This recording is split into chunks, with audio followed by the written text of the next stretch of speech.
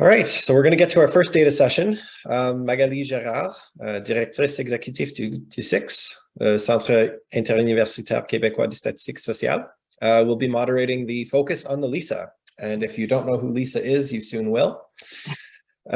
She is joined today by Brandon Rouleau from Statistics Canada and Jerry Veenstra from the University of British Columbia Department of Sociology.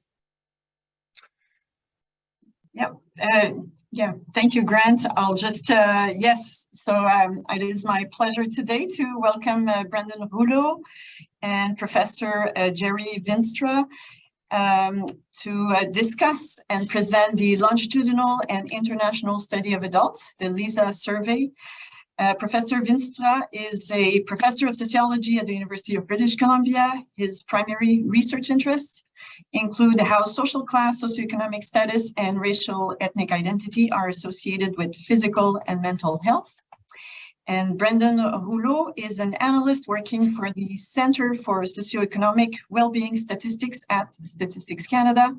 He has a long experience working with the LISA survey and has published research and technical papers on the LISA survey. So my role today as moderator is to keep track of time and facilitate the Q&A portion of this discussion. So we will first have Brandon and Jerry present the LISA survey, and then we'll keep a few minutes at the end for questions. So please use the Q&A section function of Zoom to type in your questions during the presentation, not the chat function. And at the end, we'll come back to the questions and see if Brandon and Jerry have answers for you. So thank you. Great, thank you very much. Just want to confirm that everyone's seeing the main screen that I want you guys to be looking at here. All good? Okay, golden. Okay, so as mentioned, both Jerry and I will be providing an overview of the longitudinal and international study of adults, or LISA, as it's more easily called. So in addition to the overview, we'll provide some practical examples of how the data can be used, in addition to some limitations of working with the data to this point, of course.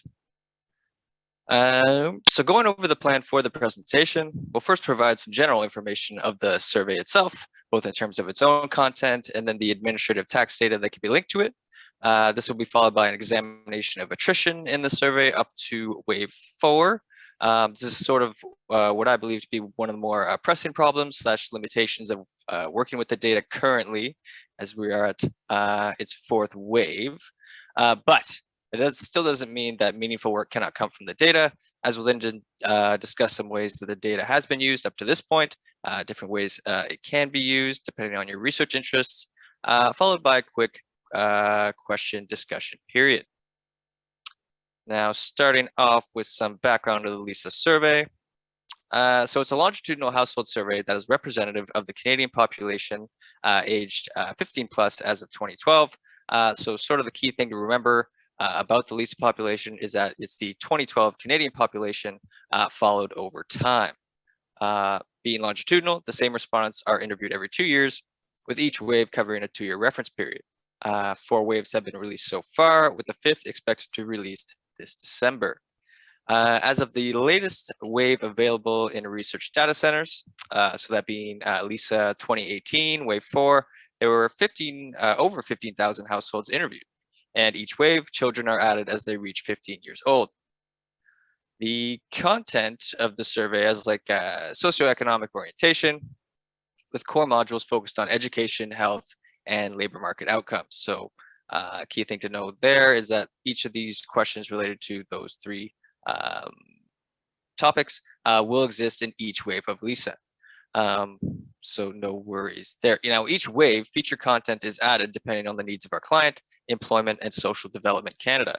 So for example, for wave 3, questions on work integrated learning, which refers to having a job during your post-secondary education, whether it's like a co-op, work placement, if the job you had during your post-secondary was related to your field of study, questions like that exist in wave 3 exclusively. Whereas given another example, for wave 4, feature content includes topics such as food security. So depending on your research interests, those topics might be available, but not in every wave, of course. And as mentioned just now, Statistics Canada has conducted the survey in partnership with Employment and Social Development Canada, ESDC, since 2012.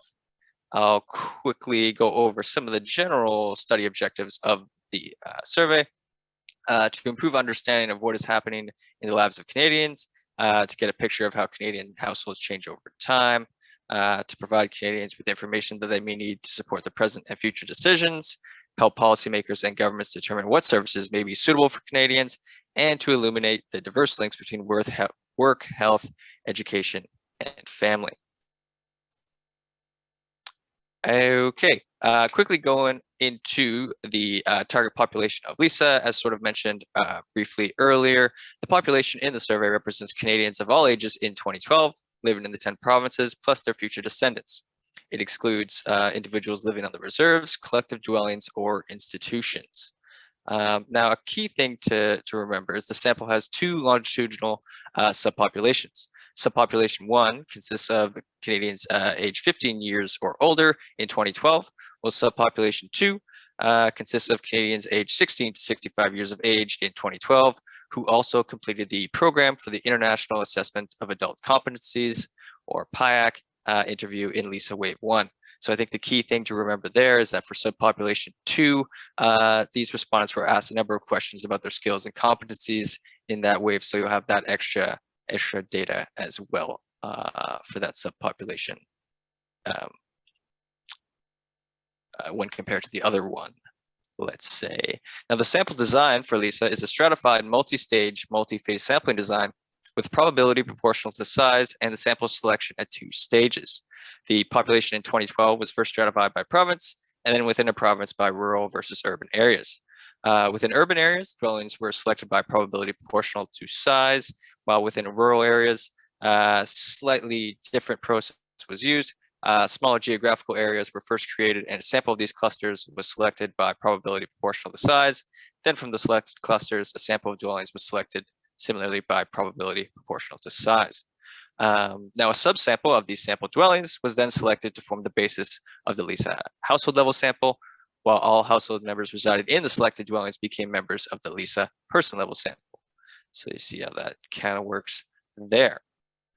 Currently, LISA has 4 waves of data available in research data centers. Generally, the collection periods lasted from around January to June of that year, with a number of exceptions, as you'll see. Wave 1 lasted a bit longer, and then Wave 5 collection was interrupted due to the COVID-19 pandemic. So it started in January to March of 2020, and then was restarted in July to September of 2020. Respondents were primarily interviewed through computer-assisted personal interviews, while computer-assisted telephone interviews were used under exceptional circumstances, as is the case during the 2020 collection period. Now I'll go over some of the administrative tax data that can be linked to the LISA respondents and their family members. So this is in addition to the content available on the master files. So in addition to the survey data on the master files, the administrative tax records of respondents and their family members can be linked to as well, of course, if they approve. The master files of all 4 waves are linked to tax income data that we received from the Canada Revenue Agency on the respondents' families and the respondent, of course, for the year preceding a given wave. So just as an example, LISA 2012 is linked to your 2011 tax records, LISA 2014 linked to your 2013 tax records. You sort of get it there. So that doesn't mean you can't extend the linkage to other tax years. It just means on the master file, some of the variables that we pull from the tax data will be linked to the year preceding the survey year. Hopefully that made sense. Okay, so the linkage was extended to include all of the respondents' past and present family members, so you'll have their tax data as well. So we can not only observe current family members in the household survey, we also have extensive information on people that have lived with respondents at some point since 1982, depending on the tax data set you want to use. So that's kind of neat. Okay, now providing a quick overview of the tax data that can be linked to the survey. We have 4 different data sets in total that can be linked to. They are the T1 family files, or TIF, as it's more easily called, which has data on your personal income tax. We have T4 data, which contains data from employment information, earnings, employers. We also have the Pension Plan in Canada data, or PPIC, which includes information on employer-provided pension plans and RRSPs, registered retirement savings plans. I think I got that. And Longitudinal Immigration Database, which is the IMDb, which contains additional information for immigrants, including landing year and country immigrating from. So lots of information you can link to, in addition to what's already included on the master files. Okay. In addition to the administrative data referenced on the previous slide, LISA also has the intergenerational family files and their associated linkage keys. I'll start off by saying I'm not quite an expert on using these files, but there are a number of resources you can use to learn more. And of course, I'll attempt to briefly explain it here. So for each LISA sample member with valid administrative data from the T1 family files, any family member in any given year of data from the TIF is historically flagged. Each family member is then linked to their own historical administrative data. So it's my basic understanding, you have a LISA respondent with valid data from the T1 family files. Their immediate family members' data can also be linked to going as far back as 1982. Now, with this wide breadth of information for LISA family members, past and present, data users can now examine historical connections and the course of factors that may influence whole families, as well as individuals over time.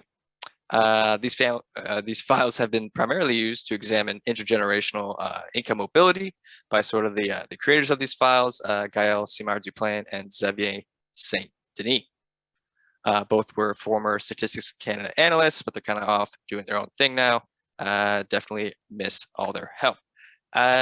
So for additional information regarding these files and how they can be used, I can provide the slides to a previous presentation we delivered this last fiscal year that focused on these files exclusively and can probably explain them better than I can. Now, just to give a practical example of how the family files have been used up to this point, we released an infographic in September of 2020 that examined socioeconomic differences between Canadians who had a lower family income growing up and Canadians who had a higher family income as a child. To summarize, so for LISA respondents in this cohort, tax data from the intergenerational family files was used to determine whether they grew up in a lower income or a higher income family.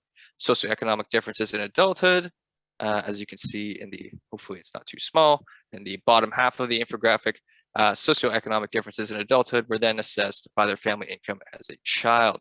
So you'll see at the top, you have differences, their family differences growing up, where on the bottom half of the table, you have their outcomes as an adult. So kind of neat stuff you can do with those, with that data. Okay, there were also 3 publications released in 2020, written by both of the authors I mentioned just now, that use the intergenerational family files extensively. In case you want to check those out, I definitely recommend doing so if you're interested in doing this type of intergenerational analysis. I also included these references at the end of the presentation, just so you don't have to go digging for them. Okay, moving along here, we'll now discuss what I think to be one of the more pressing issues or limitations of working with the LISA data, or maybe longitudinal data more generally, that is attrition. So basically, attrition refers to the loss of respondents over the life of a longitudinal survey, whereas 2 potential consequences of attrition can lead to a reduction in sample size, so you lose some precision in your estimates, and it can also lead to non-random loss of sample, so a sort of loss of representativeness if respondents were with certain characteristics are attriting at a higher rate. Several methods can be used for correcting for attrition, including reweighting the sample. A presentation, again, that details how to correct for attrition in the survey is available upon request, so please let me know if you'd like to see those as well. Here on this slide, I provided an overview of the level of attrition in LISA for the longitudinal sample. So when I say longitudinal sample, I'm referring to respondents that have participated in each wave up to that point in time. So for this above 10,000 respondents here on the screen, that means they participated in each wave, wave 3, wave 2, and wave 1. So you have roughly 8 years of data on these respondents. That's what I mean when I say the longitudinal sample. And a bit more for clarity here. Oh dear. Okay. Sorted myself out. Okay. So in wave one, you may wonder, why is there an attrition rate here? Like, that doesn't seem to make a lot of sense here in wave one. In wave one, the total number of eligible adults to be sampled was around 27,000. And for the PIAC subsample, it was around 10,000. So again, this second subsample I'm referring to here was the subpopulation 2 mentioned on the slides earlier in the presentation. So that's why you'll see percentages in the as of the first wave. So it'd be like from the total sample who responded in the first wave, let's say. So you can see by wave 4, we're sitting at just over 10,000, maybe not just over 10,000 respondents age 15 plus who have participated in each wave of the survey. So obviously a significant drop off from the roughly 24,000 we had in wave 1. Now this number is set to drop again for wave 5, of course. So data users should be aware that although you have up to 10 years of data on these same respondents, in addition to their tax data, the sample size will be potentially problematic depending on the type of analysis you'd want to perform. So just something to be cautious of when trying to use like the wave 4 panel or the wave 5 panel, for example. Now, now that I've discussed some of the limitations, I'll now pass it over to Jerry, who has got some research on how LISA has been used to this point and how it can be used going forward. Great. Thank you, Brandon. That was very informative. I was asked to participate in this seminar because I have personal experience working with LISA data. So I don't have Brandon's voluminous and in-depth knowledge about the LISA, but I do have practical experience on the ground working with the data and using it to tell different kinds of analytical storylines. Some 4 or 5 years ago, I saw a presentation by a research data center staff member who introduced me to the LISA, and I realized right away that it appears to be a special data set that would enable me to investigate socioeconomic inequalities in health in Canada in particular. I'm a social determinants of health researcher primarily. And so I applied for funding from Social Sciences and Humanities Research Council of Canada, SSHRC, and received a medium-sized grant of about $52,000 to conduct this research, and have been working on it for about 3 years or so. I was able to hire a PhD student in my department, Adam Venzela-Yang, and we've worked together now on some 7 or 8 published journal articles analyzing LISA data. So I thought what I would do in this presentation was to present 4 different kinds of analytical storylines that Adam and I have pursued to kind of illustrate the different kinds of analytical uses to which the LISA data can be applied. And we have a publication accompanying each of these. Our research is on social determinants of health, but hopefully these analytical storylines can be generalized, and hopefully one or more of them sparks an idea in you for how you might pursue a similar sort of storyline in an area of inquiry that matters to you. So the first is the most banal, I guess, the most straightforward, which is that each wave can be used cross-sectionally. Adam and I used the first wave of the LISA to examine associations between education and health in Canada and whether or not household income mediates those associations. So cross-sectional, using the first wave only. And we engaged in this first study as a way of familiarizing ourselves with the LISA, getting the variables created and figuring out what's going on in this data set. So we engaged in this first more straightforward analysis to get things started. What's amazing still about this study is that the household income data that we're using comes from the administrative data. Those of you who've used income data in your own research will be familiar with limitations of survey data for income. There's often a lot of missing data. Maybe 15 to 25% of people don't provide their income data. And it's in ordinal form, maybe 6, 10 categories with an open-ended final category. The missing data is often missing for systematic reasons to do with income itself, which makes imputation difficult, somewhat problematic, and threatens the representativeness of your research. The LISA is able to sidestep most of those issues by bringing the tax data directly into the Wave 1 master file. And so we were able to explore these kind of pathways cross-sectionally. We found that education was strongly associated with all 4 of the health measures that we use, 2 physical health measures, 2 mental health measures, that education was more strongly associated with self-rated health and presence of an emotional, psychological, or mental health problem among women than among men, which is interesting. We identified a glitch in the gradient, if you will. A postgrad degree corresponded to more psychological distress than having just a bachelor degree among men. And finally, we found that very interestingly and surprisingly, very little of the association between educational attainment and health was explained by household income, that in fact they manifested independent associations with health above and beyond one another. The second analytical kind of storyline involves using the waves longitudinally. There are lots of different kinds of longitudinal analytic storylines that one can pursue. We explored one of them in this paper, published in the Canadian Journal of Public Health.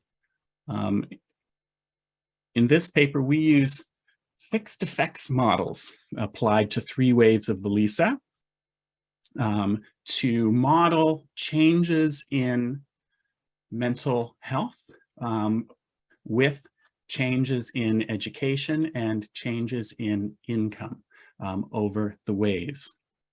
So one of the attractive things about applying fixed effects models in this way is that you have a means of getting closer to establish a causal association between an X variable and a Y variable by effectively controlling for all time invariant confounders, confounders that are not measured in the LISA and are in general very difficult to measure. And so we engaged in this exploration in an attempt to establish a causal associations between socioeconomic resources and adult mental health in Canada. And we found some for education, but not for family income, interestingly.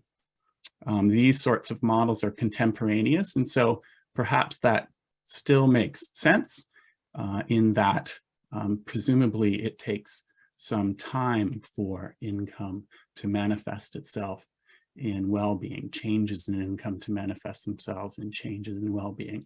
And our contemporaneous study perhaps was incapable of bringing that historical dimension to play. The third analytical storyline involves leveraging the historical income data of the LISA survey respondents. So this is neat in that you're taking what is already a longitudinal study over now 5 waves and then extending your data back in time. In this study, back a decade prior to the first wave, but potentially going all the way back to 1982. And so in this study, we analyzed family data, family income data going back a decade before the first wave of ELISA, and modeled health outcomes, exploring issues such as what's the nature and strength of the association between a respondent's average family income over the preceding decade, as a way of trying to assess permanent income, given that incomes can fluctuate over time. Is there an association between the standard deviation of incomes over the decade? Is there an association between the numbers of years experiencing income growth over that time, controlling for average income, i.e. things are consistently getting better? And is that generative of good health? Or conversely, a steady decline over the decade, things are consistently getting worse, and is that associated with physical or mental health? And we found that steady decreases in family income did indeed correspond to elevated odds of fair, poor, self-rated health for men, but not for women.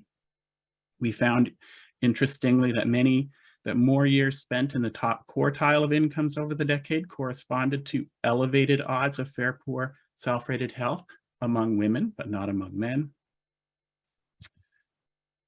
And so this was an interesting way of bringing additional longitudinal insight into people's experiences of family income. And then finally, perhaps most interestingly, family members' incomes, historical, going back to 1982, potentially can be leveraged as well. And this is where the intergenerational storylines can be explored. So here we were, in this study, published in the Canadian Review of Sociology, we pursued an intergenerational reproduction storyline. So ways in which middle and upper class Canadian parents are able to replicate and reproduce their class standing in their children, utilizing their educational credentials and resources, their incomes and economic resources to elevate the class standing of their children ultimately in adulthood, and whether this matters for health inequalities in Canada. We were able to establish quite strong associations between parental education and both personal education and personal family income, strong associations between parental income and both personal education and personal family income, and so independent of one another. And so there are these kind of interesting and complicated processes at play by which middle and upper class parents are able to reproduce themselves in the socioeconomic standing of their children. We found subsequent to that interestingly, parental education was not associated with the self-rated health of their adult children. We found that parental income was associated with the self-rated health of adult women, but not adult men, and that the former association is partly, but not entirely, explained by the socioeconomic resources held by the women themselves in adulthood. We followed that up actually anecdotally with another investigation into not the reproduction story necessarily, but its kind of flip side, experiences of intergenerational mobility. So you can imagine the child of wealthy, well-educated parents who did not attend university themselves or are working in a low-paying job, who've experienced downward mobility, who have fallen from grace, if you will, and whether there are impacts for health and well-being as a consequence of experiencing downward mobility, or the opposite, experiencing upward mobility, rising from rags, if you will. And so this intergenerational quality of this data set, I think, is of profound importance and one of the wonderful things that the LISA can bring to the research community. So in conclusion, I'm really very pleased with what the LISA has allowed Adam and I to accomplish over the last 3 years. The longitudinal facet of this data set is great. The historical income data linked into it is just great. The intergenerational dimension is fantastic. On the other hand, I've probably accomplished everything that I had hoped to do with the LISA data set.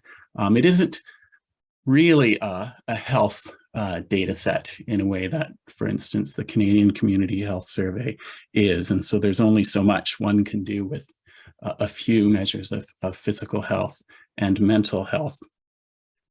I think, though, that if your area of interest concerns engagement with the educational system and movement in and out of the educational system, engagement with the labor market, then this data set may prove to be a treasure trove for you for years to come. Thank you.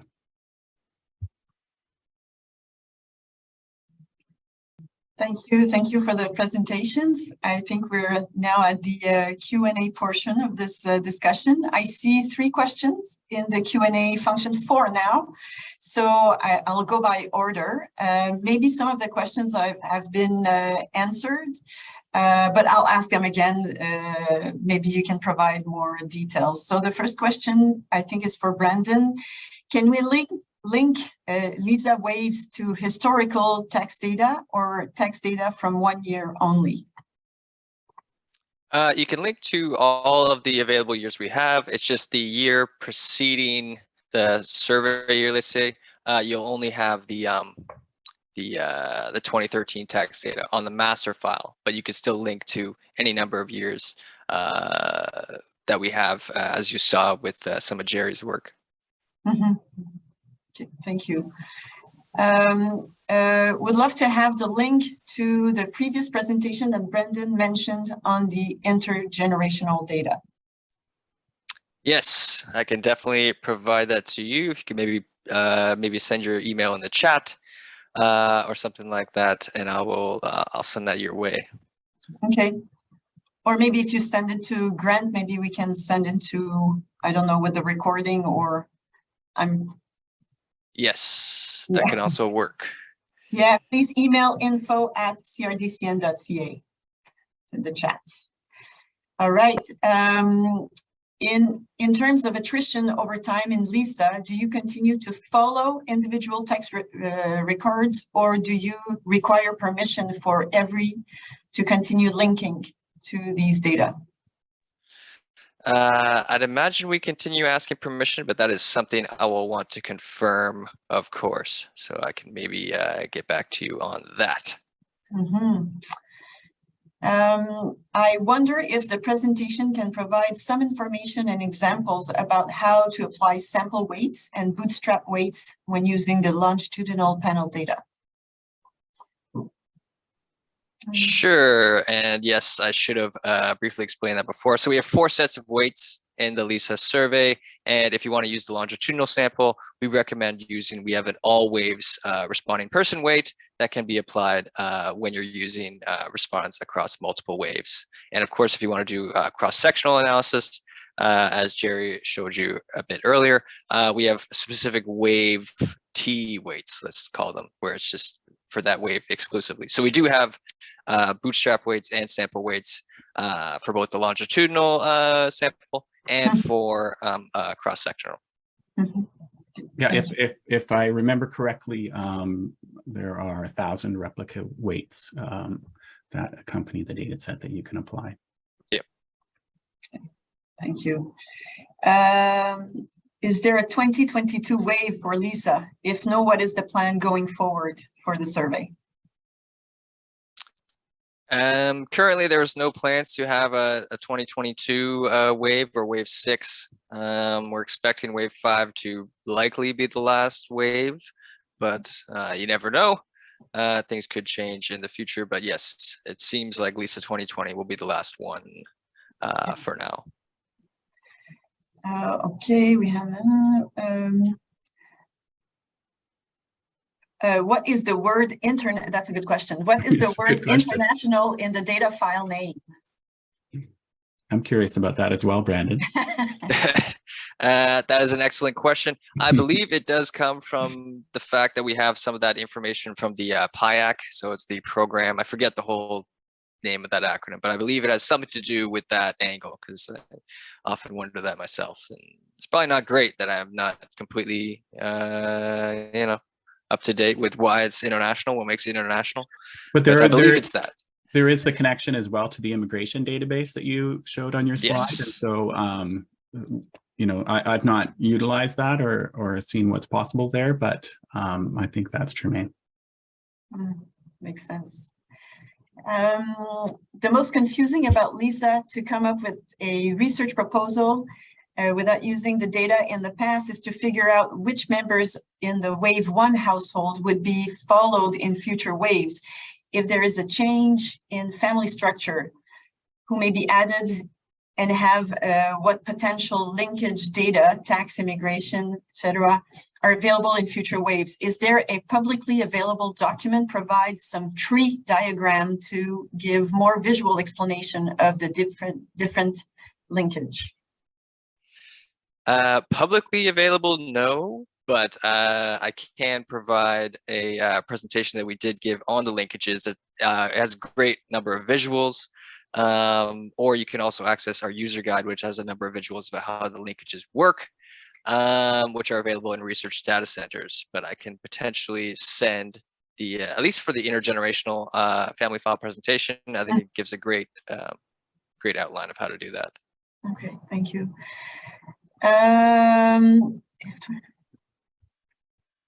If 2020 is the last Lisa wave, will you link to tax or other admin records into the future? Now, there has been some discussion of that as a potential way to keep Lisa going moving forward, but that's sort of the last I've heard of it, is just discussion. So once I know more about future of Lisa after we release wave 5, I'll probably be in a better position to provide an answer to that. All right, thank you. Somebody mentioned international. There is an application for an NIH grant to make an international comparable file, which includes the Lisa. Lovely. All right. And that's it in the Q&A section. So thank you both for your presentation. It's we're a little early, so but thank you both for your presentations and good forum. Yeah. Thank you everyone for coming. Great. Thanks so much. Take care. Bye. Okay. Well, thank you, Brandon, Jerry, Magali, for coming and talking about the Lisa.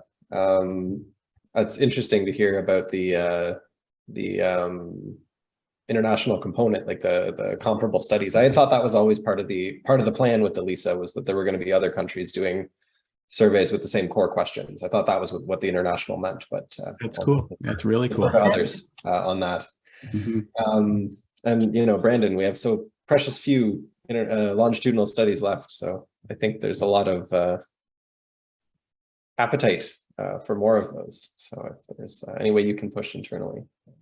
Yeah, I'll try my best. No promises. Right. All right. So our next session is going to be the focus on the census. As Magali mentioned, we're a little bit ahead of time, actually, which was not looking to shape up that way at the start of the day. So this is good. I'll put out a last call for Lisa related questions before I let Brandon, Jerry, and Magali depart.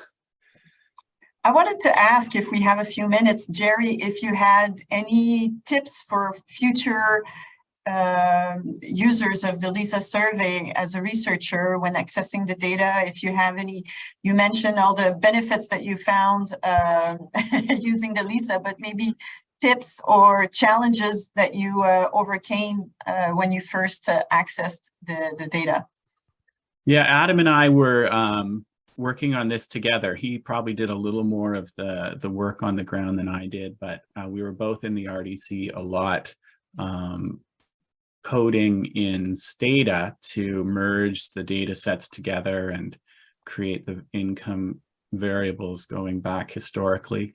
And there's documentation from StatsCan on how to go about doing that I think is pretty good, but it really took us a long time to puzzle through that material and to figure out how to go about implementing these connections and creating a single data set. It took quite a long time. And at the end of the day, there are at least one or two things I'd hoped to accomplish that we were unable to accomplish. And so I think the documentation is pretty good, but what I would love is to have, so for instance, if I was to provide my Stata do file for achieving certain goals with the data set and document it extensively and then making that available to other researchers, if we could do that for one another, be much, much more efficient. It was a tough go figuring this out as someone who's never worked with linked data or the Canada Revenue Agency data previously. So that's my one big tip. It just took a long time and it was hard, and we could help each other a little more, I think. The whole idea between the community of practice, Grant, I think. Yes, We yes. still So there need is, to work on it. we have a lot of appetite for doing that ourselves. It's just figuring out how exactly to do it and whether we can curate it, and so we'll see. But I'm interested in talking to people about how that might work. And in our RDC at UBC in Kerner Library, there's a few of us sprinkled around using the lease in the same room.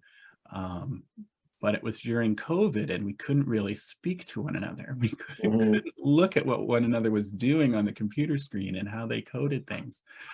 So that fell apart as well. Yeah, so we do, and Brandon, if you want to share that slide deck with us, that would be great, because there is a new feature that, since we have a little bit more time, I will mention. Our dataset pages, where we have them now, include a resources tab. So there are some presentations about the LISA in that documentation section, the resources tab in that data. So I think the most recent one is from 2015. So Brandon, if you have something more up to date, and anyone in the audience, if you've seen, a resource that you think other people would benefit from in terms of exploring the data and data discovery, please do send that my way, and we can get it posted on the website. Sure, I'll look into that for you and the rest of the attendees. Okay, perfect. Okay, thanks everyone. I got to run and teach. Yes. Enjoy the rest of the day. Very good. Thank you.